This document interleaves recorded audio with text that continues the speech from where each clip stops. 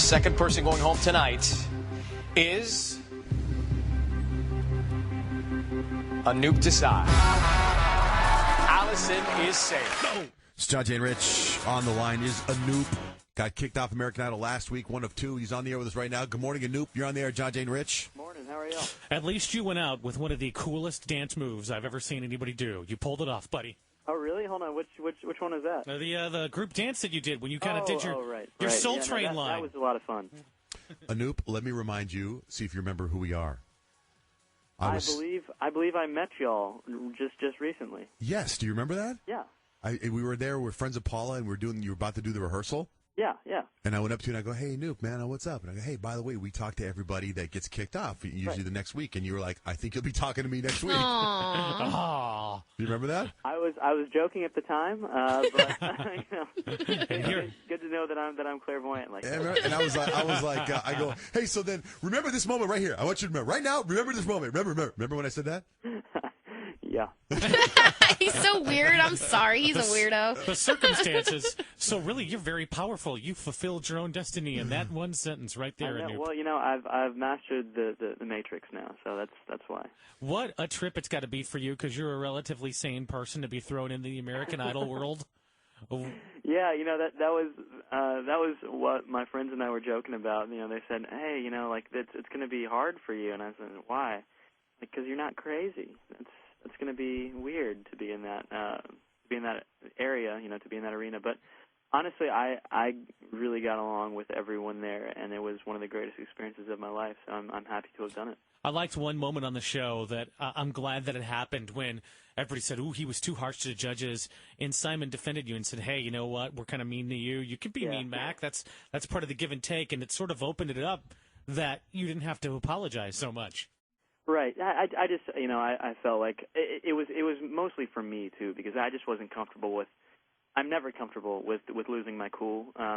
Being sort of clear-headed and cerebral about things is how I like to be. So when I realized that I, had let my emotions get the better of me for all intents and purposes, and I just wasn't happy with myself. Did your parents talk to you about that? My mom. It's really funny. My mom did call me like right after the show that week and said, "Hey, are you all right?" And I said, "Yeah, it's whatever. I just said my piece, whatever."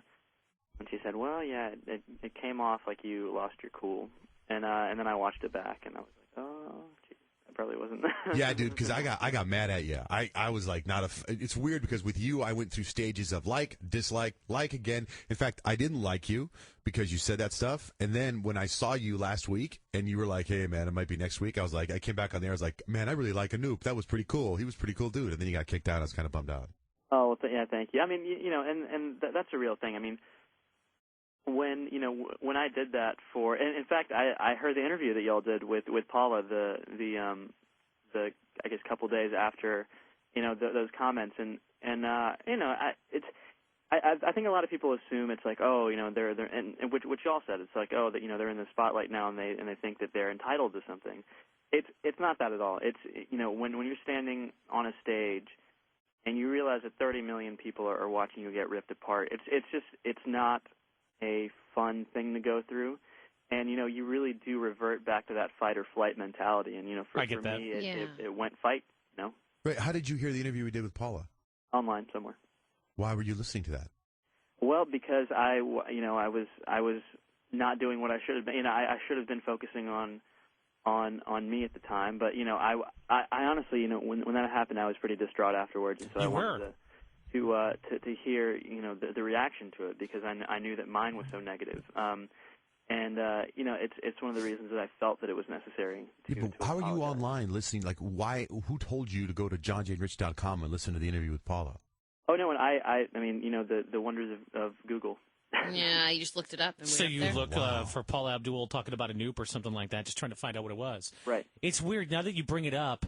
I've heard Paula say too that you just don't get what it's like when you've been rehearsing that hard for that long, pouring your soul in it, and to be almost dismissed in a very sort of brief way by Simon. It cuts pretty deep. It does, and The thing that you learn if you stay on the show long enough is, that's just sort of what you have to deal with, and you have to remember that's the game that you're expected to play, and that's the game that you signed up to play. We wouldn't have stood in a line for 8 hours on that very first day if we didn't want this sort of exposure. But the bad parts of the exposure are also there. So it's something that you learn to deal with, and I, for me, I'm happy that I had that experience because I was able to learn from it.